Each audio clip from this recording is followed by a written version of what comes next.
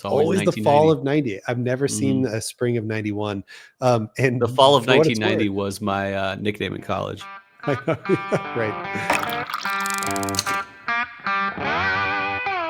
Welcome once again to Chill Filtered, the podcast where we drink whiskey so you don't have to. But you probably should. You probably are. Hey, that's why we like you. Today, I'm really excited about this episode. I've been excited for weeks thinking about this one. We've talked about it for at least over a month, where we're going to compare our favorite whiskeys of all time. And Bryan's favorite whiskey of all time is what we're drinking today. And what we're actually, really doing this episode on is Parker's Heritage 24-year, 10th edition, 24-year straight bourbon from Kentucky, pre-fire Elijah Craig. But we're also going to put my previous, because it just got outdone somewhat recently, favorite whiskey, also from the same release year, is the E.H. Taylor Seasoned Wood. So we're going to do a comparison after we review Parker's Heritage. But I'm really excited for that. Comment below if you got triggered. If you got triggered when Cole said pre-fire Elijah Craig, comment below if that triggered you. Yeah, I guess that. Yeah. I should have said Elijah Craig. But I don't even know where that came from. But also comment below before we get there. Do you think either of our minds will be changed?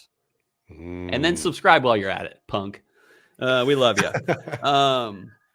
So yeah, that's the business this week is subscribe while you're at it, punk. And yeah. How are you doing? You probably noticed I have a little voice tinge. Oh no, what's up? I just got sick, but luckily it's all in my throat and chest.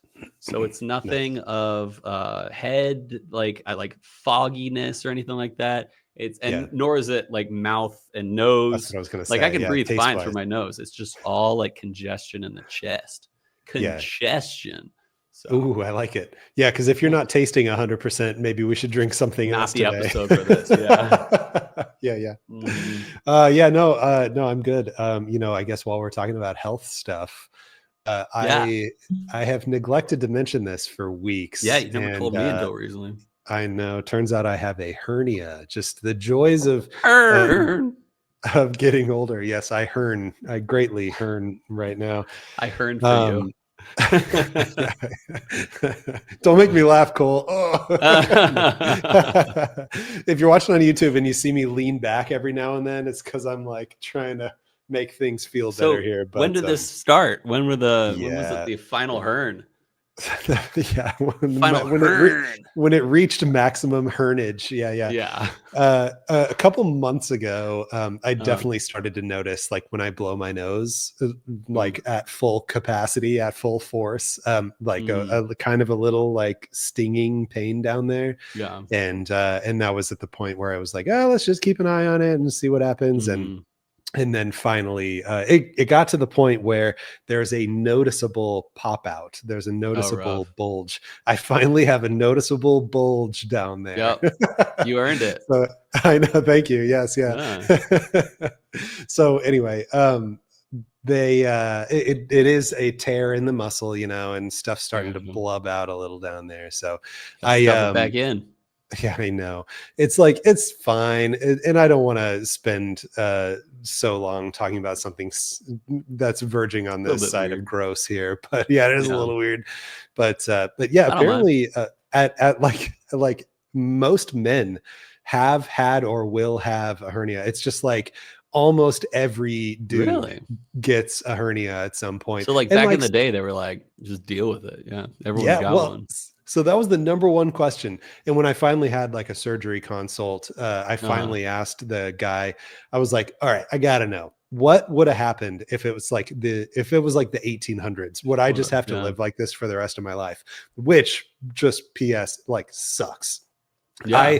We went to like a dinner theater thing the other night, and I'm looking at these stage performers like dancing around gracefully, and I'm like, I couldn't even like move like that right now if I wanted to. It's like, it's sad. So anyway, enough about that. But are they gonna put you under?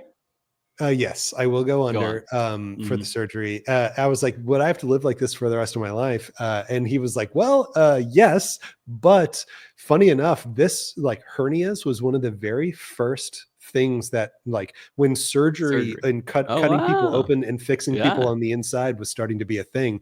Yeah. Hernias was what like drove that in history the most. So Wow. even in the early 1800s, they were starting to try to figure out how to fix hernias, which is interesting. But Nice. yeah, before Yeah. that, I would have probably died at the age of 45 because of this thing. Yeah.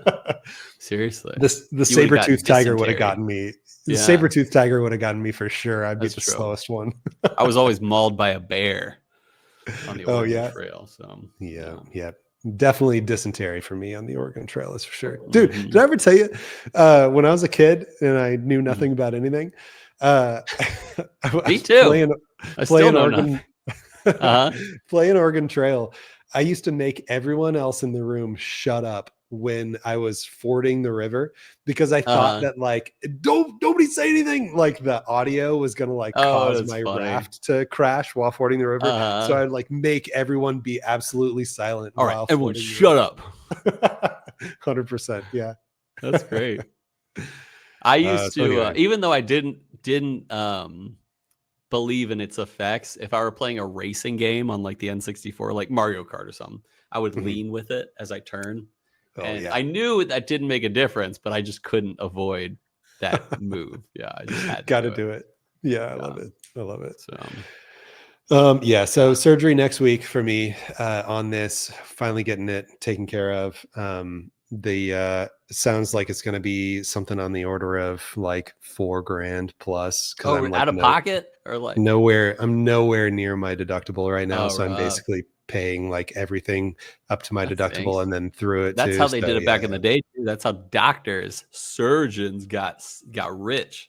They were like, "Oh, Oh you yeah. have the hernia that everyone else has? Hmm. Oh, I'm sure I could operate." Yeah. Just give me Yeah. like So $2. $2 yep. was a lot back then. I wish it cost $2 now, man. I know, right? If you've ever been curious how Inflation much factor. hernia surgery costs, there you go. Shed a little insight Yeah. there for you. Yeah, luckily I haven't dealt with a hernia. Mhm. Hemorrhoids on the other hand, but we're not going into Oof. those. Dude, the hilarious thing Mhm. is, for some reason, I like got those two Oh, H nice. words in my head. Yeah. And there have been a couple times where I've almost like said like, yeah, I have a hemorrhoid instead of hernia. Yeah. It's like, where'd that come from? That's funny. Yeah. Oh, that's great. It'll just slip right out. What, the That's the hemorrhoid or the hernia? I used to call them H bombs. Oh, yeah, boo. So but we'll Fortunately, leave I it at never had that. a yeah, I know. I can't Yeah. join you on that one actually. So yeah, Mhm. you've never had the hernia and I've never had your hemorrhoid. Yeah. So sorry about that. Yeah. No, it's all good. Yep. I'll just deal with my H bomb life. Dude, part of getting But old, I swear, is just complaining about uh, health stuff. As we get that's older, true. this show will more and more be complaining about health stuff. Yeah, that's true. Well, I have a feeling like a lot will be around our daughters and how they're growing up and Oh, stuff like that too, dude, which is for sure. Yeah. exciting. Yeah. Um, what are you entry buzzing on? Yes. So you might recall these little samples Yeah. here. I did take a little nip and I left a half ounce in each of these, but I took a little Nice. nip of this 1992 Elijah Craig 12, Yeah. 1991 Elijah Craig 18, 1990 Elijah Craig 23, and I did actually pour a generous pour of a modern day Elijah Craig Oh, 18. And you're gonna be it really you're gonna be is. loaded. I know, yeah. Well, I tried to keep it a little. It wasn't like Nice. a 1 ounce of each or anything. Yeah. But the older ones, the pre-fire Heaven Hills over Mhm. here, they really have an extraordinary amount of spice relative Nice. to the modern day Elijah Craig 18. The Elijah Craig 18 is much sweeter, brown Mhm. sugar, bourbony. The old ones have a much more spicier profile. So Nice. and I really can't say that I vastly prefer the Mhm. pre-fires to the modern day. I think the Yeah. modern day is definitely different, but I Mhm. think they're pretty even amounts of goodness. Like Mhm. if I were to give them a rating, it'd be just a plus and minus difference on the same tier kind of thing. So Nice. yeah. That's cool. Um, I was thinking of something. I also am going the Elijah Craig route. Nice. But I'm going ECBP. Oh, yeah? B522, 121 Nice. proof, 3 years old, or 3-year bottle. I don't know how to phrase that. But 12 years old. And yeah, crazy it's better to think than that's I remember. 3 years ago. Wow. Yeah, 3 whole years. I think that was Still got this much. my first Elijah Craig barrel proof ever was B522, I'm pretty sure. Nice. Yeah. I got a C918, and I think a know you do. C921 too. Still Yeah. haven't opened them. I don't know why. Yeah. That 18 is going to be a fun open for sure one of these days. Yeah, for sure. That was actually sent to me, I believe, by one of our Patreon supporters, Jason Preston. Pretty Nice. sure. He gave it as a congratulations for Beck, I believe. Cool. When That's Beck fun. was born. Yeah. Nice. That guy hasn't spoken up in a while. If you're listening, Jason, we want to hear from you. Yeah. Is he the batch one guy? You. He is the batch one guy. Mm-hmm. Yeah. Tell us. He's got Kentucky Owl batch one. He's got E.H. Taylor barrel proof batch one. Ooh. He's got a lot of cool things. Yeah. Tell us your most recent batch one purchase if you're out there. Personally? Or Jason. Yeah. Yeah, I bet he's got some good. He gets some good options up in Canada, surprisingly. And he works with American people a lot, trades and such. So nice. Yeah, we have a lot of history today, so maybe we'll get into it. Yeah, sure. But I have really cool history, and I have a really cool fact. It's like a fact of the day that we get into it. So I guess we won't delay any longer. Let's join us on the other side for a nice lesson in history.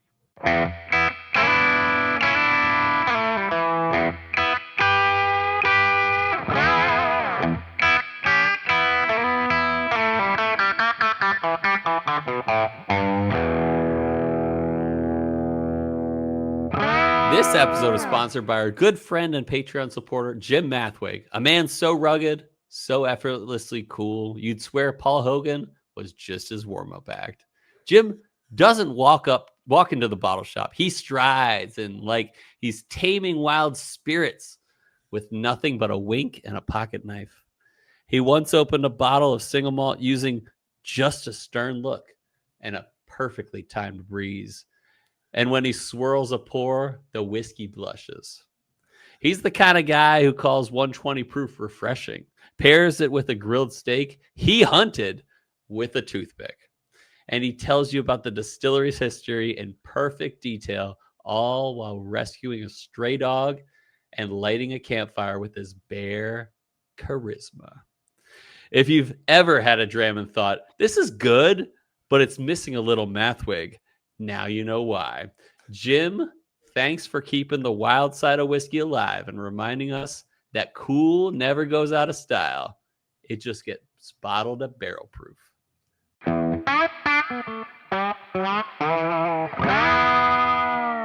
We're back. And really cool notes to get to, really quick notes to get to.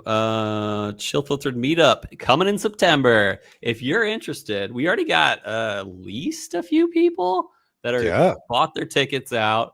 And we haven't even sent out our official survey yet. But we're excited. It's going to be between Thursday/Friday, September 19th through the 21st, that weekend. We got a lot of fun things in store. Bottle shares, football game,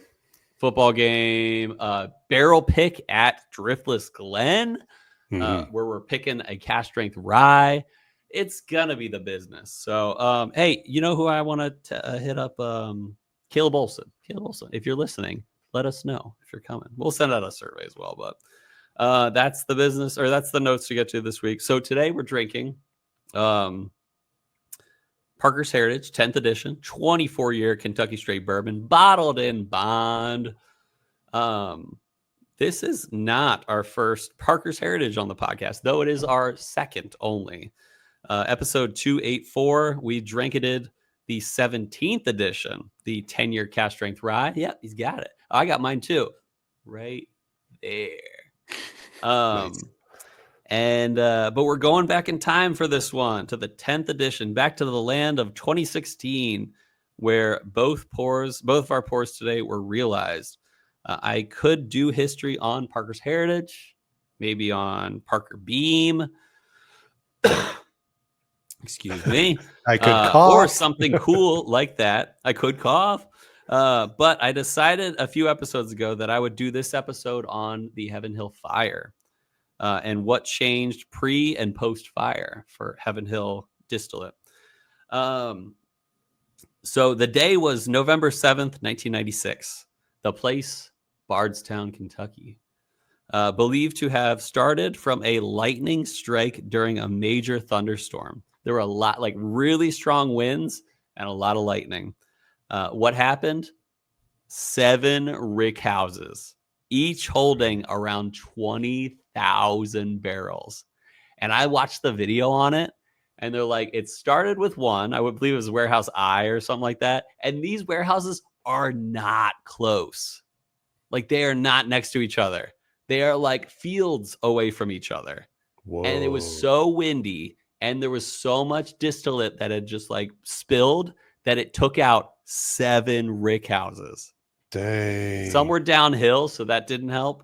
But I'm imagining not only 7 rick houses. I'm imagining like a flaming, like a Donkey Kong barrel just like rolling on fire into the next rick house. Yeah. They said that some of these rick houses went up in like 90% was engulfed within a matter of 3 minutes. Dang. Like per rick house. The distillery building itself was burned down, and the firefighters came up and said, we really can't do anything. One, it's way too hot to get close. Mm-hmm. Secondly, if you pour water on alcohol burning, it's not going to make it better. So they're like, we just got to let it burn out. And there were huge warehouses that were burned to the ground. There was estimated over 90,000 barrels of bourbon were lost. And the estimated total like dollar loss, hundreds of millions of dollars in bourbon and infrastructure was torn down in 1996. Yeah. So the immediate impact was that it blazed for hours, could be seen from miles away in Kentucky. Could be smelled from miles away. Oh, yeah. Excuse me 1 second. Rivers of burning whiskey were down the hillsides, igniting grass and causing additional fires. Flaming alcohol spilled into nearby creeks, not only killing a lot of the fish, but causing blue fireballs to erupt in the water, apparently. The town of Bardstown was engulfed in thick black smoke. Miraculously, there were no injuries and no deaths. So that's the good news. Yeah. Here's what really, this isn't the fact of the day, but this was really cool to me. Brown Foreman and other nearby distilleries stepped in to help, loaning distilling capacity. Heaven Hill was able to continue bottling and aging operations with existing whiskey stocks, but they were able to start up the next day and like start working again. Get this. Here's the coolest thing. Temporary distilling was done at Brown Foreman, their Shively plant, until a new permanent location was secured, which is incredibly generous of a competing distillery. I think that's so cool. Sure. So long-term rebuilding. Heaven Hill never rebuilt the distillery until last year, 2024, at least in Bardstown. They did start up in 1999. They acquired Bernheim in Louisville from Diageo, and they continued distilling operations in Louisville until last year, where they picked up a little bit more in Bardstown. But they did continue aging and bottling in Bardstown, even though it was distilled mostly in Louisville. The event transformed Heaven Hill from kind of a regional player to like this modern powerhouse at the time, showing just the resilience of not only Heaven Hill, but of the industry. Now, I looked it up. There are many theories of why pre-fire Heaven Hill is better. So I compiled a list of reasons people are like, you got to try pre-fire. First, there we go. The original Bardstown distillery had a different environment. So this is just a basic theory. Is like there were different factors that went into it. For example, they had older fermenter tanks, stills, and totally different layout. Their equipment age, the scale, the materials could have been subtly affecting flavor outcomes. Things like copper exposure, fermentation dynamics. The second is similar to the theory you had to do with yeast. But their thing is that they probably didn't lose their yeast strain, but they did lose something in like terroir, if you may. Yeast strains act differently in different places. Even though Bardstown and Louisville aren't that far from each other, they are different, and they have different temperatures. They have different humidities. And so they can be affected differently by the environments due to microflora, humidity and temperature, etc. The Bardstown site may have had a unique, quote, house character due to its native yeast influence and air quality. The third one, which is actually a good theory, is the water source. Heaven Hill used a different water source in Bardstown than it now does in Bernheim, or the Louisville spot. Kentucky limestone water is often praised for its purity and mineral content, and even subtle shifts in mineral profile can affect fermentation and mouthfeel. Then there's the third to last theory is warehouse climate and aging, which we kind of talked about in the first one. They say that pre-fire barrels were aged in rickhouses in Bardstown hillier terrain with different microclimates, especially compared to post-fire rickhouses in Bardstown and Louisville. The aging environment, airflow, and barrel placement are all known to impact flavor, sometimes immensely. Then there was the theory of just the less industrialized process. Before the fire, Heaven Hill was a smaller and arguably had more hands-on mentality to the pre-1999 move to Bernheim, or even just pre-fire. Some say smaller batches and less automation allowed for more nuances and fewer shortcuts. Hanging in there. Appreciate it. Some water. Yeah, you're doing good work over there. Just hanging in there. So then there's the idea of nostalgia and just rarity bias, is that people are saying the old stuff was better, man. Yeah, they're more rare and more collectible, which can influence perception. So it might not be any better. Like you were saying, there's not a huge difference between EC18 pre and post fire. The knowledge that a bottle was, quote, from a bygone era may enhance the experience. Definitely not potentially. I mean, saying that it might not actually be that better. Yeah, do it in a blind. Yeah, straight up. Parker's Heritage, what we're drinking today, the 10th edition, 24-year Kentucky Straight Bourbon. This is not their oldest release. I believe their second release was a 27-year. This was released, though, in September 2016. This was released in March of 2016. But that's none of my business.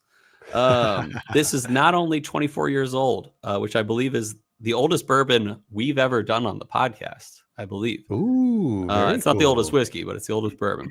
It's also bottled in bond. So, government supervision, all that stuff, at least 4 years, but it's 24 years. But it's also 100 proof. Same with what we're drinking out of the Colonel Taylor. 100 proof bottled in bond. This is pre-fire, as it was released in 2016 with a 24-year age statement.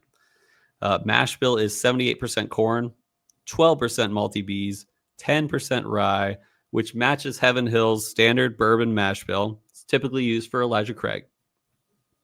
Fact of the day. I need you to look at the back of your bottle and tell me when this was distilled. I literally just pulled up Gemini and did a quick search on this. Mine is fall of 1990. Mine is too, the one that I have. Yeah. I still have. I was hoping yours wasn't, and then I'd be like, "Well, we gotta find out." Yeah. Every time I've ever seen one, I always look to see is it fall or spring. And to this totally. day, I've never seen a photo or anything of a back label that actually says spring of 1991. I've never seen one. That's weird because I saw a Breaking Bourbon review of it, and that's where I got some of my like basic facts. I don't look at reviews and I don't want to be swayed by them, but I do look at like, hey, it's 100 proof. Here's the mash bill. And Breaking Bourbons was the spring of 1991. Yeah, I think I think it's purely coincidental that I haven't seen one yet. Just like still to this day, strangely, for some reason, every time somebody who posts one somewhere or somebody who put a picture somewhere, it's always the fall of 90. I've never seen a spring of 91. And the fall of 1990 was my nickname in college. I know, right. For what it's worth, wherever Jim and I aggregated this data from, it said the spring of 91 version is generally considered superior to the fall of 90, though opinions can vary. Dang it. We got the worst one. The worst. Yeah. Dude, I mean, come on. Like the difference between a modern day Elijah Craig 18 and an Elijah Craig 18 from 1991, like I'm sure the fall and spring difference on these guys is even less than that. The first one you tried, do you know if it was likely 1990? It was definitely fall of 90. The first one I tried. Yeah. So yes, we are alluding to this, but we haven't fully described. There are 2 batches of this, 2 separate tanked batches. There's apparently a fall of 1990 distillate and a spring of 1991 distillate. A batch, 2 separate batches, both bottled in bond, but they did not overlap. And both 24 years, of course. But I didn't know this until today doing the research that the fall or that it's 2 different batches. So here's the total wine price. 2016, it was $250, which is pretty steep for 2016. That's a lot, for 2016. And but I have a feeling it's going to be close to worth it if you were to spend that much. I'm sure you know. Water. I'm sure you know what was the total wine price in 2016 for the seasoned wood. $70. Yeah. But then again, mine is over a decade and yours is 24 years. So, okay. So yours, wait, do we know, is there an age statement or literally just says over a decade? They say it is. I think the phrasing was, quote, well over a decade. Well over a decade. But, okay. Well, to show my cards a little bit, to show my cards a little bit, when we got to the point where we were going to drink seasoned wood, I was going to pour a little Old Rit next to it. But because of a weeded 10 year? Yeah, weeded 10 year. But you tell me, should I be pouring a 15-year Pappy next to it? If I were to guess, it's probably 14 to 16 years. Maybe I'll swap this guy out here real quick. Yeah, you should. But anyway, I mean, if you have the means, I highly recommend picking one up. Yeah. Hell, maybe I'll just do both. Actually, I have a. It's gonna be a win for Cole on the Rancher Buzz after this. Yeah, I know, right? Unless it's Pappy 15 in there, I don't know. Yeah. I have a weird cork pop for you. This is like a reverse cork pop, if you will, because I have that's right. Vacuum. Yeah. I have a vacuum seal on this, so this is sucking air in when I pull it open. Here you go. Oh my gosh, was that so loud? It wasn't terrible, but it almost seemed like it was loud in your room, but it wasn't that bad. It was like 5 times as loud as a normal cork pop. So you took as much oxygen out of that as possible to make it not oxidated. That is why I did that. Yep. All right. So like we said, we're gonna review the Parker's Heritage, and then we're gonna compare it to seasoned wood. All right. Oh man, what a great nose. I don't want to say anything. It's since this is your first time ever having this, right? This does remind me though of the Elijah Craig 23 I had recently. That was pretty fire. Awesome. So, awesome. It adds up. While you're sniffing, I love. I know you said pre-fire, but it kind of sounded like pretty fire. You're like that Elijah Craig 23 I had. Yeah, I'm an arsonist. Oh, like that. Yeah. Yeah. I was thinking it like, was fire. ooh, this fire is really pretty. I love lit, that. That's where your as head the went. kids That's say great. these days. There you go. Yeah. Super lit. What the nose is a mixture of brown sugar and blackberries. It almost Dude. reminds me of like a well-aged, like almost it's actually a deeper, sweeter Russell's 15. So like already it's doing great on the charts so far. I almost entry buzzed on Russell's 15 because I was like, I need some really good pours here. Yeah. You gotta see what's better. Yeah, I'm very glad you called out a dark purple fruit note because I was totally thinking plum. This is like you pressed a plum in a press and juice came out. This is like that sort of like super juicy, deep, dark purple. I get a little more spice than I get a sugary brown sugar on this. So I'm kind of in a dry oak, spicy plum fruit. I stand by my raspberry or blackberry, but I do see what you're saying. It's kind of almost slightly stewed fruit as well, like almost jammy, but not like in a single malt kind of way. Definitely not. Like this is brown sugary fruity in a really good way. Nice. I'm just dying for you to take a sip. Here he goes. He's sipping. All right. So the palate on this is just unlike anything I've ever had in my entire life. Oh, that's good. And it stays on a spice side for me, but there is this tangy quality that I fail to have words for. It comes across a little like acidic. It's a little like a dry oak or more like a cedar kind of bite to this that kind of grabs the sides of my tongue, and it just like it comes across a little acidic to me. And it makes for this tangy, oaky, dark purple fruit experience that just lasts forever. And the key thing is the tanginess. The thing that sets this apart from any other whiskey I've ever had is this tanginess. So you tell me what I you like think. that word. It's funny you say tanginess because I think that in a different way that seasoned wood has a tang to it, almost like a apple souriness tang to it, which I love. But when I sipped this, it reads hot. It reads 120 at least to me. Yeah. But then again, my tongue has been a little bit hurting because I've been eating a lot of underripe pineapple, and but I tried not to all day because I know that can like kind of make my tongue feel a little bit more sensitive. Oh man, let me take one more sip. Yeah. And, overripe pineapple will affect your abilities on the reentry buzz too. So maybe, and they say it's an aphrodisiac, so it'll affect your abilities in other places as well. Do they really say that too with underripe Everything's pineapple? an aphrodisiac. Yeah. Life is an aphrodisiac. Yeah. I was about to say no. But yeah. My hernia? Mrs. Mathwig is a saint.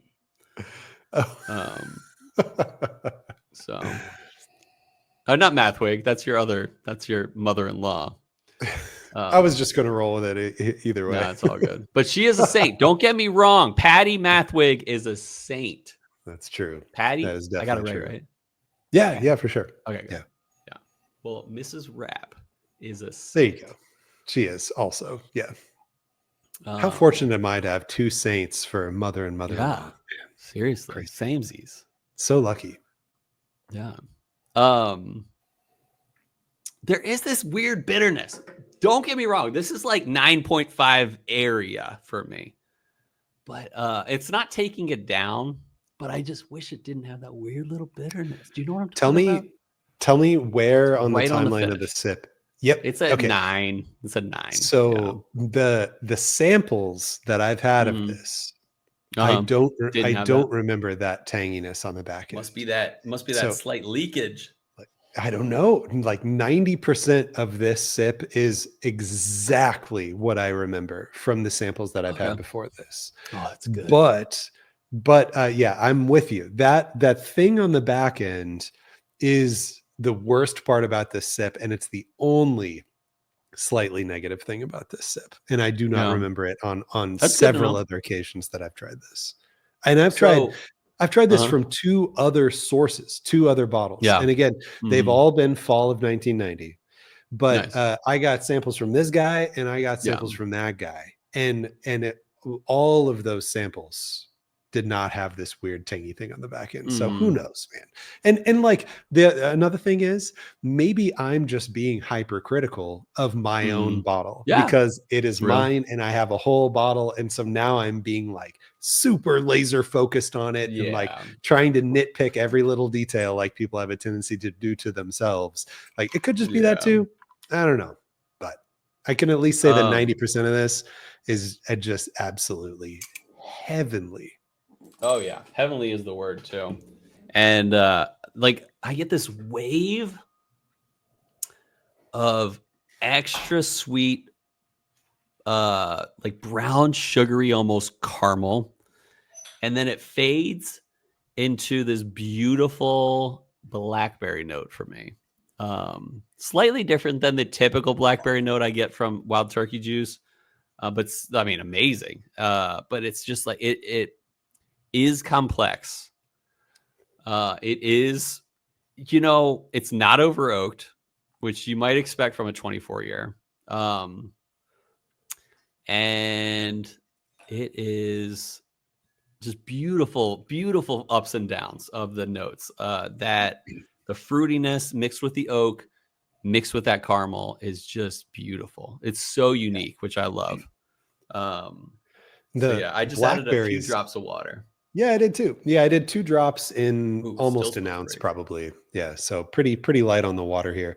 But the blackberry, like something is different with these blackberries in that it's like Yeah. dried blackberries. I can't say I've ever had a dried Yeah. blackberry or like a dehydrated blackberry Yeah. before.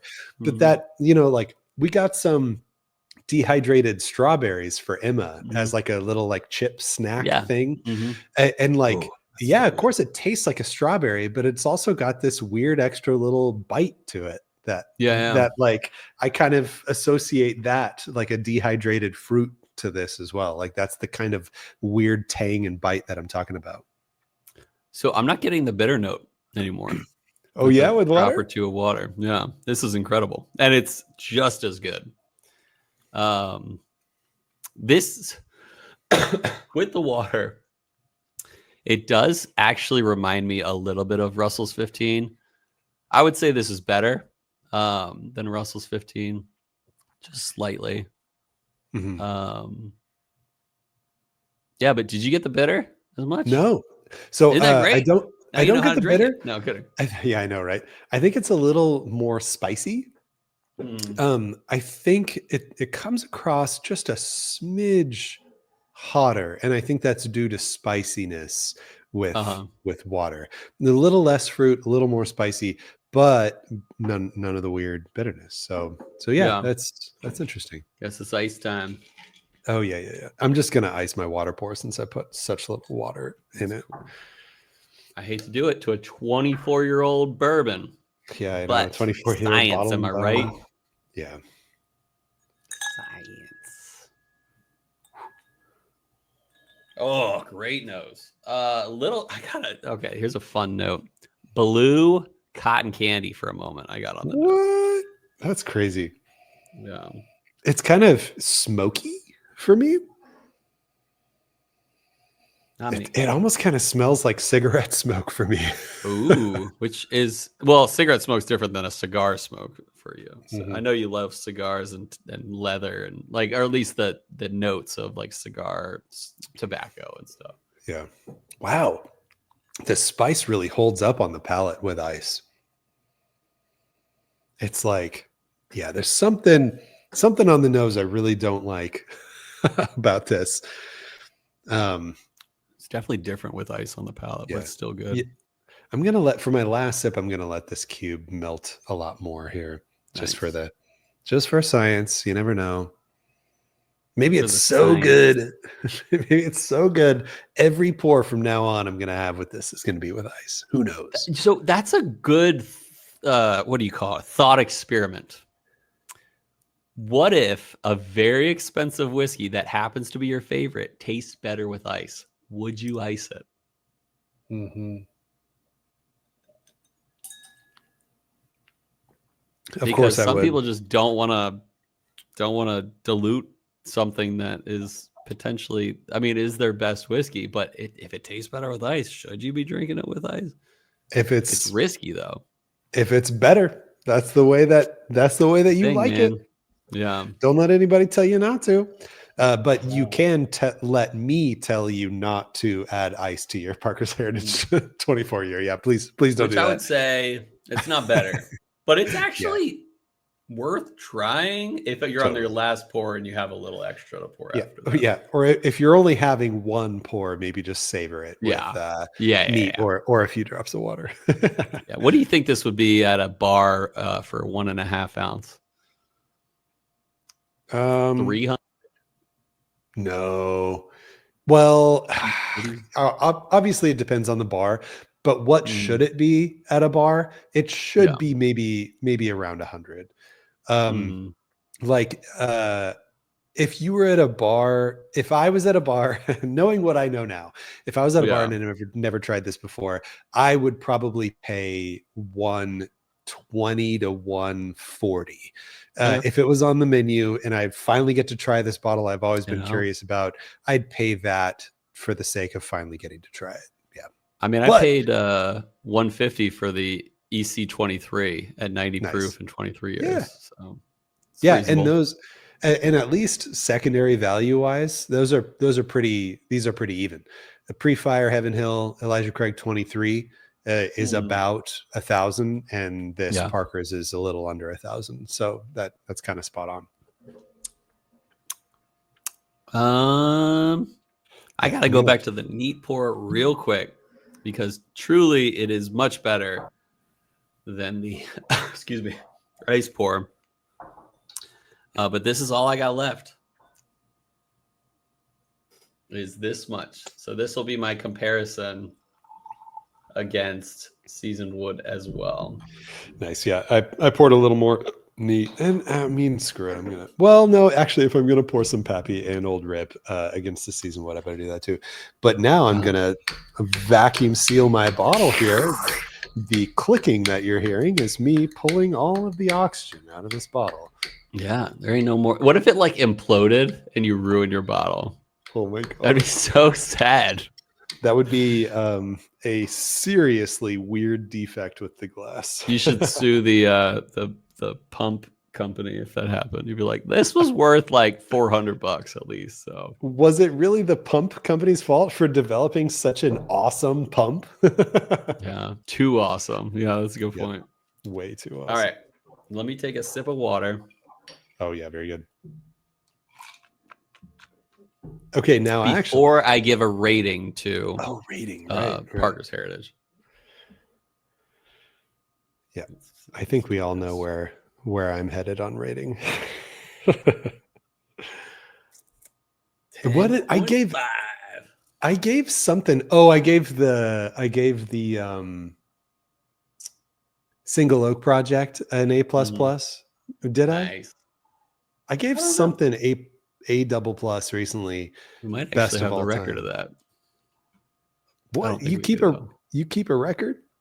No, we used to say, I mean, you're supposed to save the I gave it a 9.5, but you didn't save the history or whatever.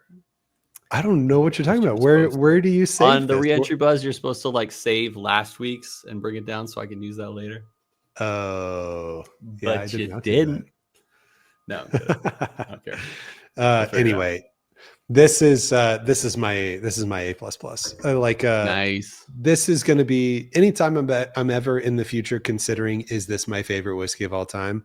It will be compared directly to this.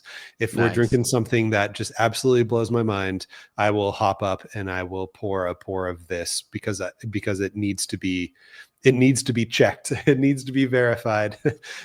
Like in the old times, challenging the captain of the ship to, I don't know, become the new captain or something. No, all you got to say is, look at me. I'm the captain now. There you and go. Like, okay.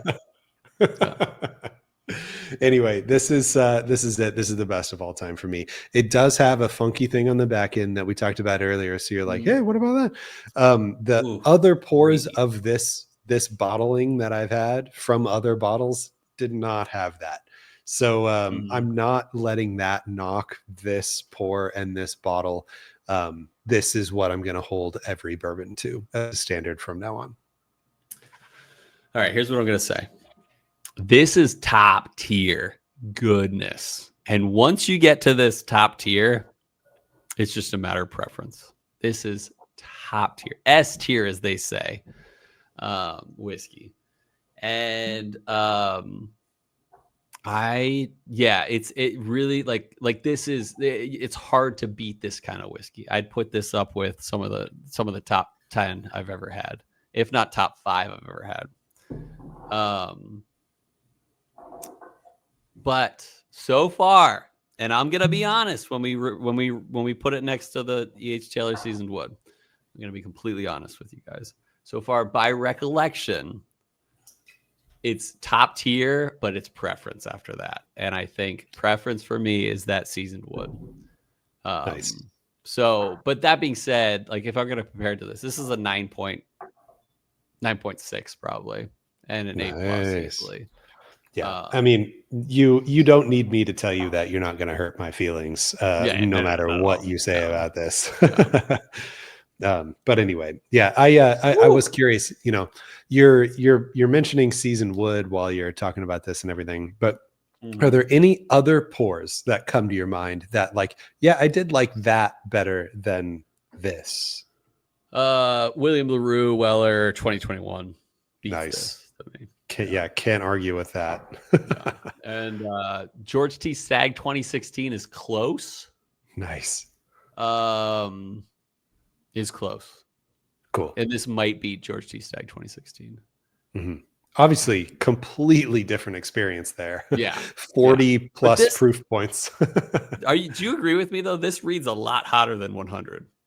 The spice on this kind of gives you an initial shock. Yeah. But once you realize that it's just spice and it's not ABV heat, I think it's easy to see how this is as mellow alcohol wise, ethanol wise as it really is. I don't know.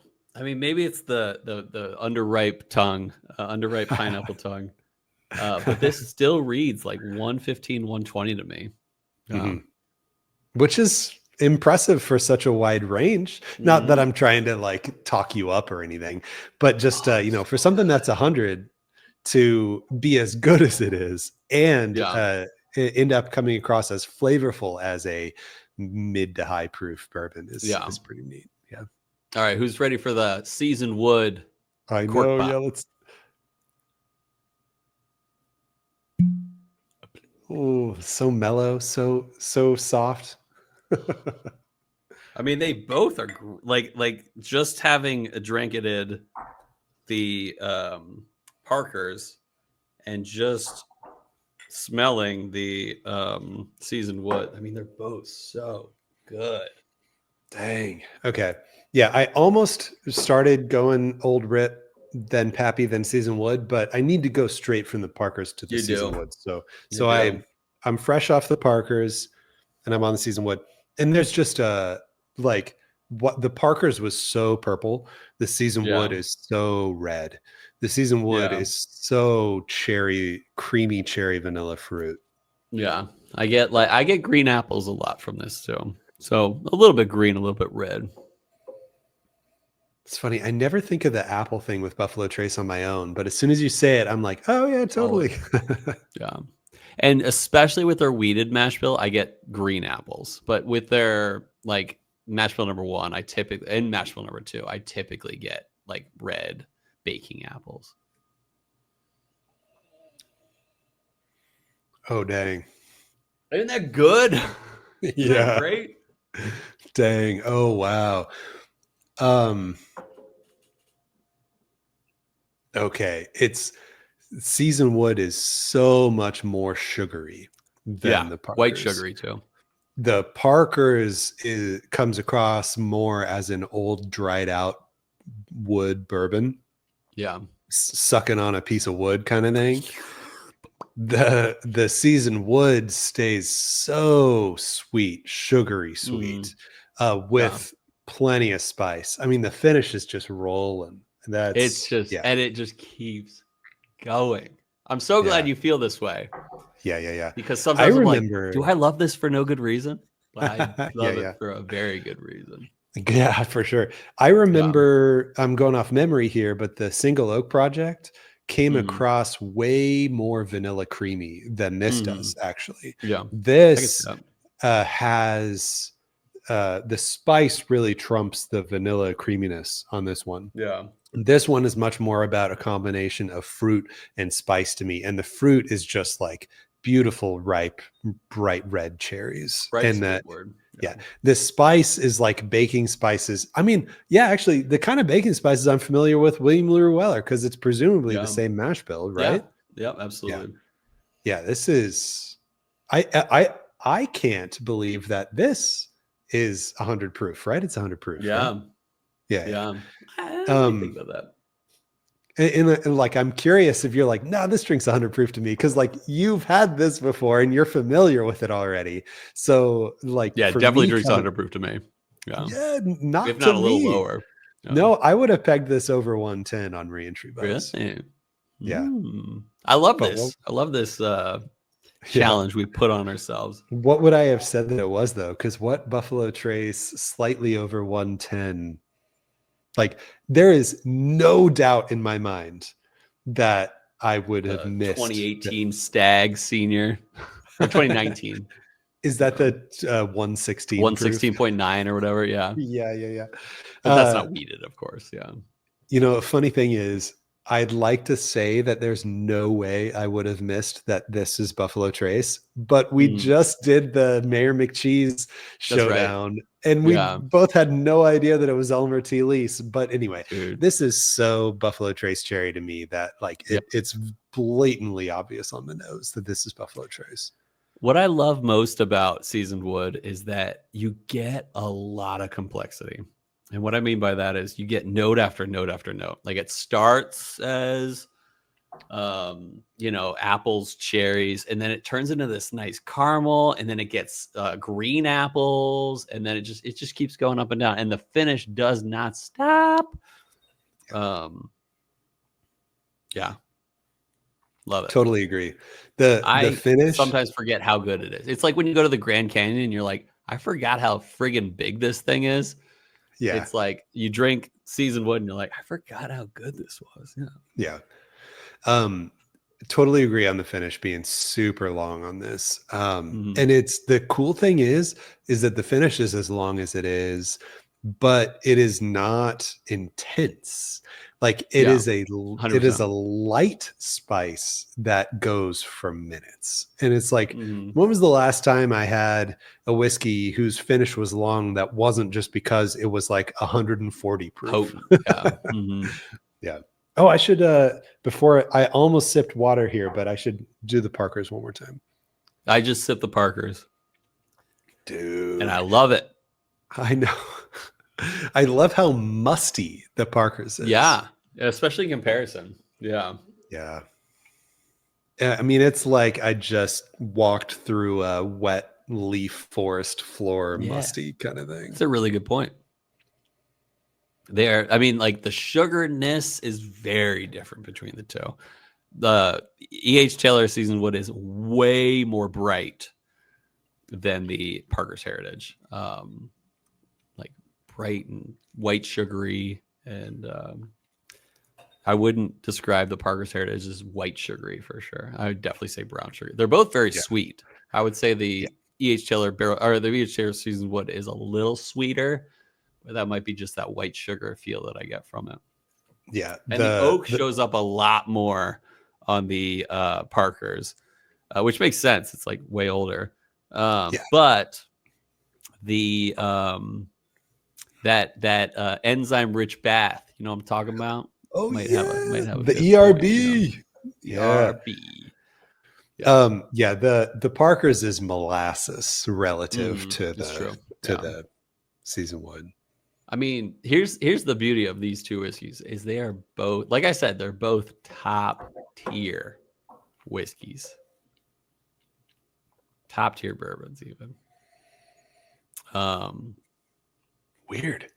I just nosed. Well, so first off, I just slammed 1 drop of water in the rest of my seasoned wood. Not much change to me. I'm curious what you think about water, but at least right now while I'm nosing the Pappy 15, it's wait, do you like the water better? No, I haven't even sipped water yet. I didn't know we were doing water. I mean, why not? Yeah, you got to do it for science. But you know, I heard the thigh slaps. I mean, when Cole slaps whatever's in front of him, that's how you know it's a 9.4 plus. Yeah. The Pappy 15 is way less fruity on the nose than seasoned wood. Like it's like the Pappy 15 is all about oak wood spice. There's zero fruit here. There's zero vanilla creaminess, like I was mentioning earlier. And I'm just on the nose on the Pappy 15, but I could hardly even believe this is the same distillery, frankly. Seriously, same mash bill too. Yeah. Oh man, I just dropped a few drops. Oh wow. Okay. Yeah, it's about the same. Yeah. About the same. The Pappy 15 on the palate is way more moisture wicking. And frankly, even more so than the Parkers, which is weird. But the Pappy 15 is way more tannic than both Parkers and seasoned wood. Interesting. It has an intensity that's halfway to William LaRue Weller. It halfway is to Heather. Halfway to Heather. Go on. The Pappy 15 is mouth coaty in a way. Mouth Cody Clark. It's too many references. Nice. Just keeps coming.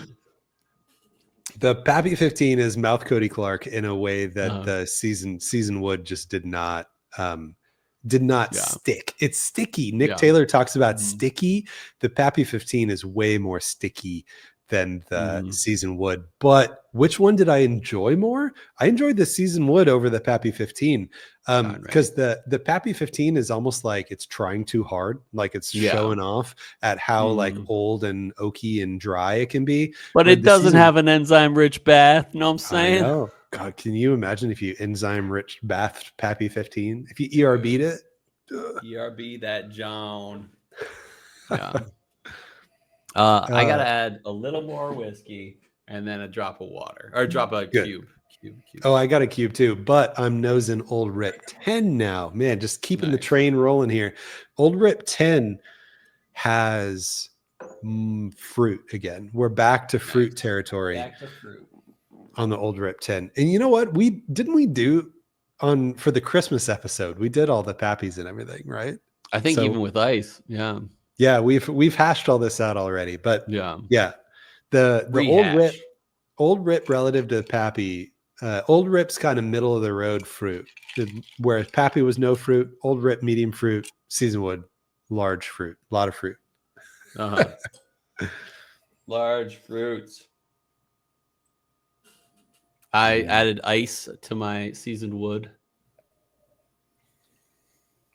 Funky nose.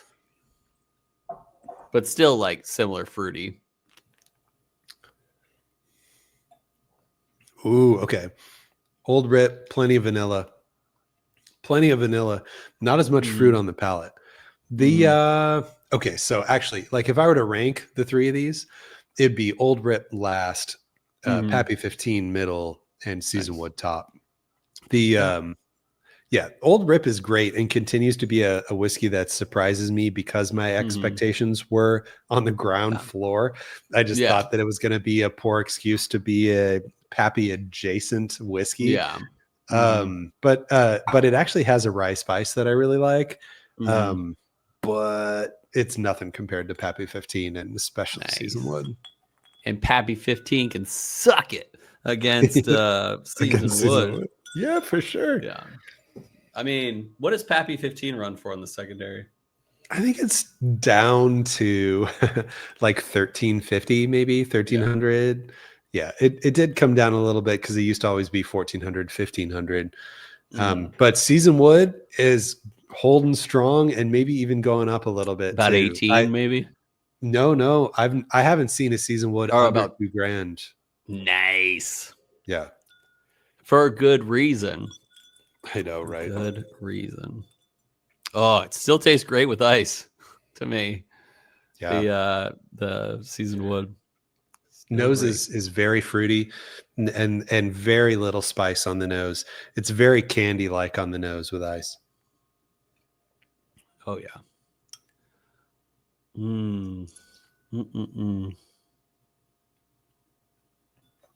I'm glad you like it. Yeah. Because yeah, you know, it's like this weird insecurity where you're like, I'm gonna take a stand on this. Take a stand that this is my favorite whiskey. And then you're like, well, what if no one else believes me? And it's like, well, screw them because it's subjective. But then you're like, but I need validation somehow. So validation is nice. Yeah. I can understand. Favorite. Yeah. I can understand the fear that I might think less of you because I don't agree with your choice. Yeah, but you can rest assured that I would never think less of you for liking something that I didn't. For sure. Ah, so decent. I think I like it best though, the Seasoned Wood with neat, of course, but still yummy. Yeah,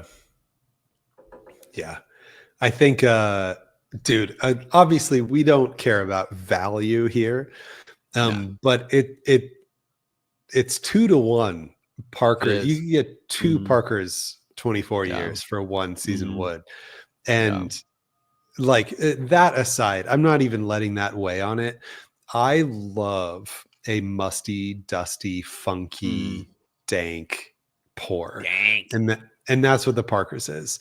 So like I do the Bryan Rapp choice here. You know, if somebody was like, here's a free pour, you can either have Seasoned Wood or you can have Parkers. If I was out at a bar and blah, blah, blah, I'd choose the Parkers because that's what I want to drink. That's my favorite like type. But the Seasoned Wood, I mean, as I said, like it beats Pappy 15 in my opinion. I think the Seasoned Wood is a very, very special and unique pour that that I'm privileged to have tried. But it sounds like your winner is Parker's.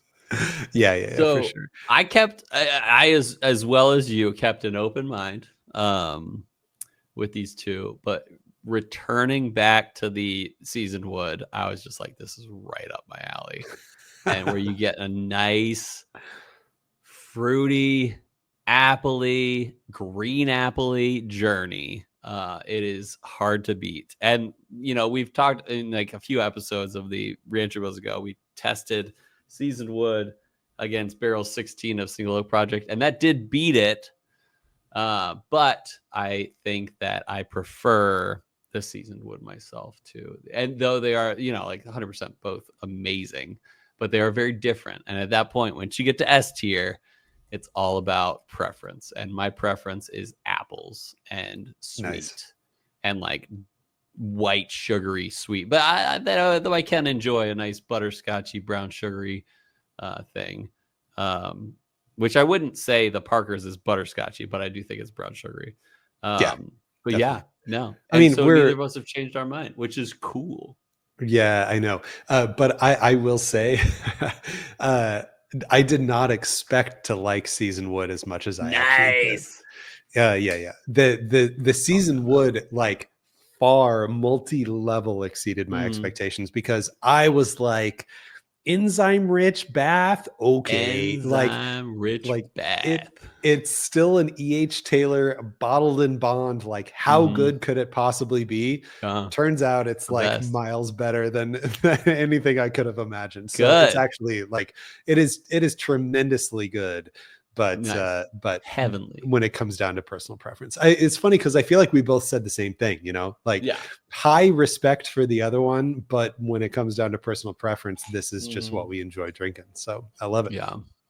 What would you say might go toe to toe with seasoned wood in your book from things you have tried, similar to what I said? That's a great question. Yeah, what's on the favorite shelf behind me?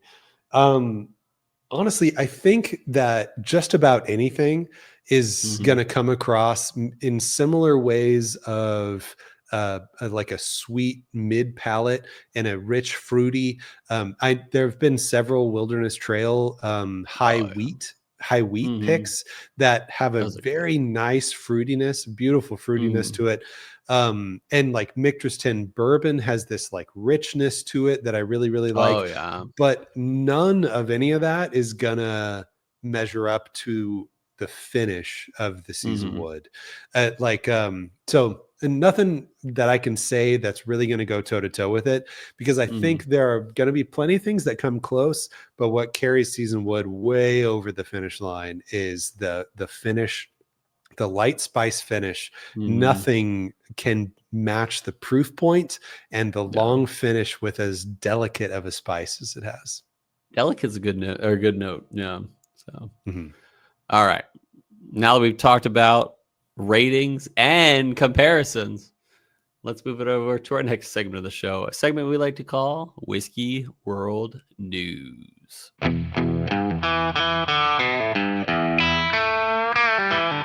right, everybody, welcome back. This is Whiskey World News, and today I have an article for you, Cole. Are you ready for this?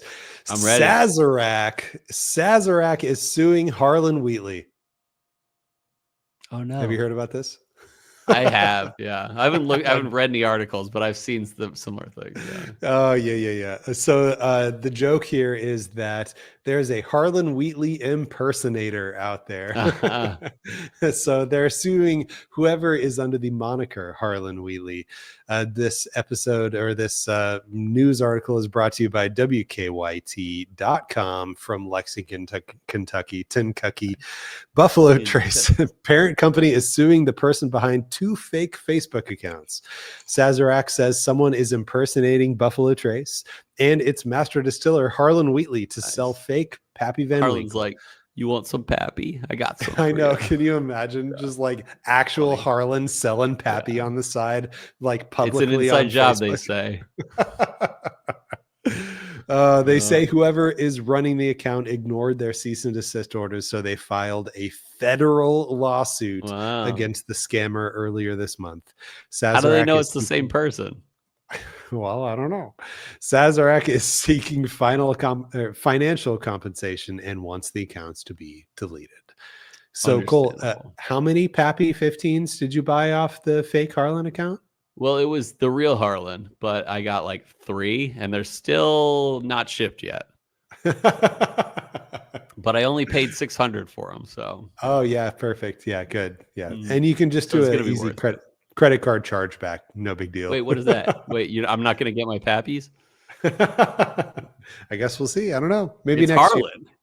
Year. Yeah. Harlan and I are like this. Yeah. It's like those what is it, the catfish stuff where they're like, no, they love me. They're like, that's a dude.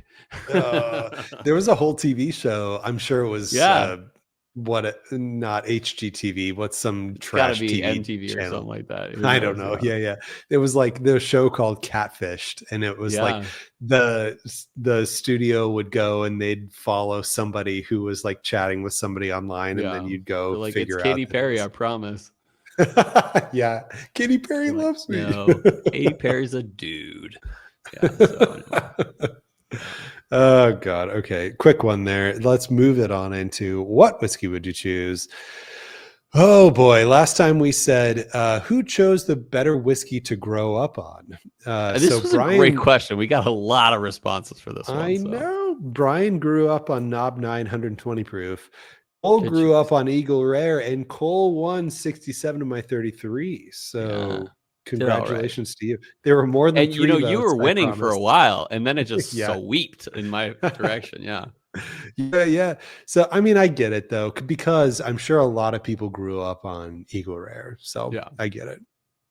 But we got some good write-ins though. We got Kilted 518 Miles Ferguson. He said, my first whiskey was Southern Comfort. Yeah. And he did put whiskey in quotes there. Yeah, he did put in quotes. So nothing I'm drinking today brings me back to that. And that's totally fair. Totally fair. Yeah. I'm glad you got to where you are today. And by the way, have you heard any more on whether he's coming to Madison? Maybe I think he's coming. No? Good. That's what I like to hear. Cody Clark, Cody Clark, he says, Old Forester, being able to easily buy the same barrel pick at a store for over a year multiple times. Oh my gosh. Dang. That's actually impressive, because even if that's a black label 100 proof, or if that's blue label cask strength, the fact that would be in stock at a store for over a year is like, of course, he's probably talking several years ago. So who knows? Could go either way. That's true. Whiskey Shaman wrote in. He said, this is harder than you think. My first whiskey was Crown, but Memory Evan Williams bottled and bond. So good. Yeah. Whiskey with Max. He said Ballantine Scotch LMAO. Yeah, you got to respect the start of someone's journey. I love it. Yeah. Broaska Teswasa, he wrote in twice here. Let me read them both. Jim Beam, Devil's Cut. It was the easiest whiskey for me to get when I moved overseas. And then he also said Eagle Rare was the one I stocked up on as soon as I moved back home. It's my fave. So he's with you. He's with you on the Eagle Rare. Mad Top Marketer wrote in. Ben Klepsig, he says JW Blue, Johnny Walker Blue was the first brown liquor I enjoyed. Any key word here? He said enjoyed. Yeah, I know, right? He was in his 30s. Elijah Craig Barrel Proof was his first bourbon that he loved in his 50s. So he's showing his age here. Yeah. Tell us about your hernia if you've ever had one. If you're That'll be our next what whiskey would you choose? Tell us about your hernia. No. Yeah. Men in your 40s-ish or older. Tell us about your hernia. Paul Clarkson wrote in. He said, Jack and Cokes always hold a special place, but Elijah Craig Barrel Proof is what really got him into whiskey. Yeah, I love it. Love the Elijah Craig Barrel Proofs here. Peated Sander. I'm wondering if this is Sander Sindel. He says Ledeg 18 and Lagavulin 16. 16. Yeah, I've had Lagavulin 16, but I have not had the Ledeg 18. I only assume I'm pronouncing that correctly. Ledeg, I think. Nice. Yeah. We got Carl Vihos here. This is that's my friend Carl. Yeah. Oh, good. Hey, what's up, Carl? Carl says, my Spark Spirit. Oh, that's so great. He's got good words. Good. Yeah. Spark Spirit was Palmetto whiskey from Charleston, South Carolina. Not that good, but it was a start. So good answer. Hey, if it's drink along worthy, maybe we should do it as a drink along. Maybe. I think you skipped Mr. Panda. Unless you're going back there. Oh, yeah, no, I think so. Yeah, somehow I did completely skip the Pandas. How dare I? Whiskey drinking Pandas enjoyed Jefferson's ocean journey, started me on my exploration. No pun intended. Nice. And then we had one more write-in from Mile High Marco. And he said, pre-2016 Elijah Craig small batch, before the 12-year age statement was removed, which is a good answer for sure. I love it. Thank you. In all defense to Cole here, he attempted to highlight that very loudly in the show notes. I forgot about it until like the last moment too. I completely overlooked it. Yeah, thank you for all your attempts of highlighting that. The bonus write-in this week was the Pizza Hut, not sponsored by Pizza Hut. No, not sponsored by Bush's Baked Beans either yet. Yet.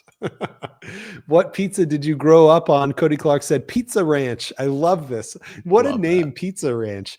Midwestern chain Sounds with like Nebraska. pizza and a fried chicken buffet. I love it. I love it. So skipping a couple here, Madtown Marketer said Chicago pub thin crust. Good Specifically Bills in Mundaline. We'll go with that. Been there. Paul Clarkson, double down on Pizza the Hut. Loving the Spaceballs reference here, Pizza the Hut. And then we had three write-ins here. Whiskey Shaman, Bro Askatestwasa, Whiskey Drinking Panda, all Little Caesars. $5 hot and ready every Monday and Wednesday in high school from Bro Askatestwasa. Nice. So lots of love for Little Caesars. And then Whiskey Drinking Panda said, pizza. So pizza. I mean, like now that I'm a parent, what pizza do I want to buy my 1-year-old? Probably the cheapest. So Little Caesars. And they're hot and fast and ready. All that, you know what I'm saying? Hot and ready. Yeah, for sure. They still do the hot and ready thing, man. Yeah. We have one down the road. Yeah. I will say if you pay the extra like $2 and get like the mucho pepperoni, I don't know, whatever it's called these days, it's like so much better if you just pay like a couple dollars more and get like a specialty, like special pepperoni one. It's not that bad.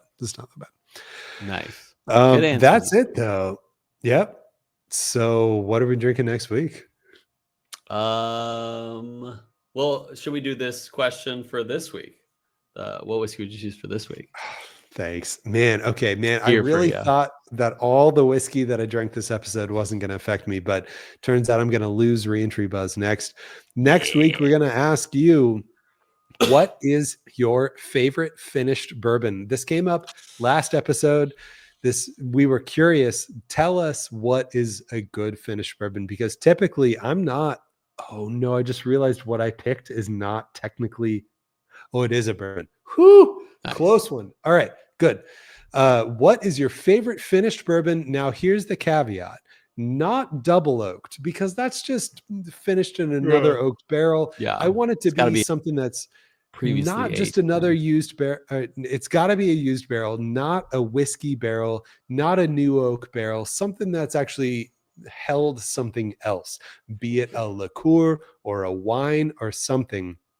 What is your favorite finished bourbon? And I will give you my cheat answer here. Somebody, you might have just seen the unicorn come by on the video feed as I grabbed this bottle here. But longtime listeners might know I've talked about this before, and Brian Duncan probably is shouting at his radio right now. Nice. But this is a 10-year bourbon, wheated bourbon, finished in port casks. So this is a port finished bourbon that's 10 years. It's from World Whiskey Society. It has a unicorn on top, a rose gold unicorn on top. So that's it's delicious. Yeah. That's how you know. This is my answer here. It is actually really good. And it scored very well with Breaking Bourbon also, by the way. Really? That's pretty cool. Mine. Sorry. There it is. He got it. He got it out. I hope. Mine is also port finished. I couldn't think of much. The only thing I could think of was I do like the Isaac Bowman port finished bourbon more than most. I think it is a very good base level $40 bourbon, especially on the finished side. So I'm going to go Isaac Bowman port finished bourbon. Nice. So love it. Vote this week. Vote this week and write in, tell us, because the whole point of this is I need you, dear listener, to please tell me what a good finished bourbon is. And again, not double oaked, not new wood. I want to know a port or a sherry or a cognac or a Malort finished bourbon. Yeah. I want to know Goldschlager. Ooh, it's got little bits of gold flakes in there. Yeah. I want to know what makes a good finished bourbon. So please write in and tell me what makes a good finished bourbon. And I need Cole to tell me what we're drinking next week. We have I have let's put up in the thing. We have we have a Michter's 10-year 25 barrel, 25A or something like that. Is it mine or yours? I think it's yours. I don't think I sent you that.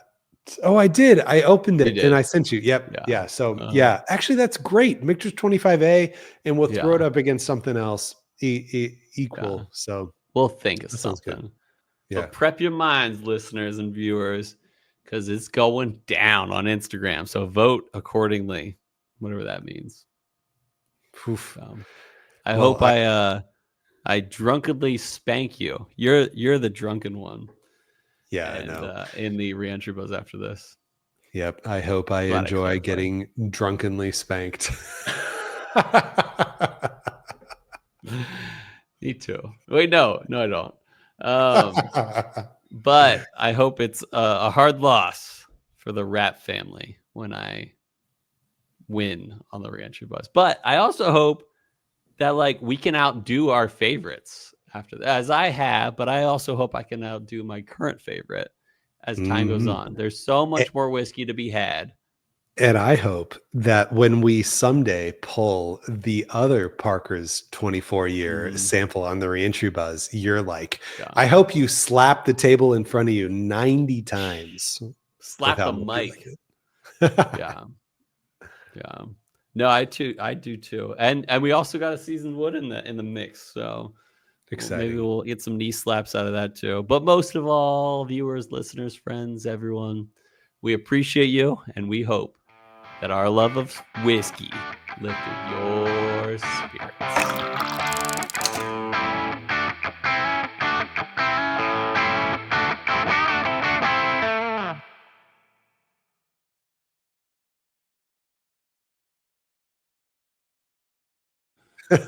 Yeah, Katy Perry loves me. No, Katy Perry's a dude.